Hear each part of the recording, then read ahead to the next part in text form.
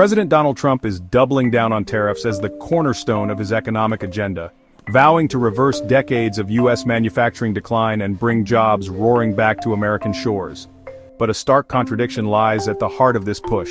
While 80% of Americans say the country would benefit from more factory jobs, just 25% believe they would be better off working in one. The divide, revealed in a viral Financial Times graphic based on a 2024 Cato Institute survey, exposes a glaring tension between political rhetoric and public reality. The data cuts across class, education, and race. Even among young adults aged 18 to 29, the most enthusiastic group, only 36% expressed interest in factory work. And this isn't just theoretical. Right now there are 500,000 open manufacturing jobs nationwide, per the St. Louis Federal Reserve. So why the disconnect? Colin Grabo of the Cato Institute says Americans broadly romanticize manufacturing as a symbol of national strength, but reject it as a personal career path.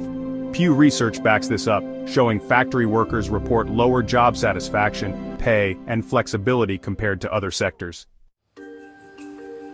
Meanwhile, the Trump administration is betting its legacy on tariffs and a radical reshoring agenda.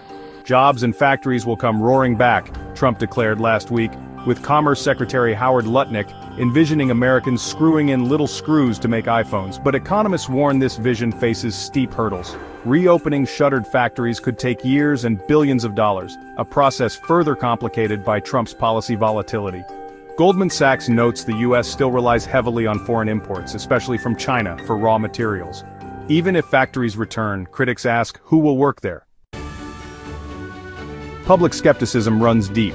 Research from Trump's first-term tariffs found they failed to revive protected industries, and 62% of middle-income Americans now report financial stress, up from 57% last year. Jay Timmons of the National Association of Manufacturers warns new tariffs could threaten investment, jobs, and America's ability to outcompete rivals. Yet the administration insists its policies will empower the forgotten middle class. Treasury Secretary Scott Bessent even suggested fired federal workers could fill labor gaps, a claim met with disbelief by experts.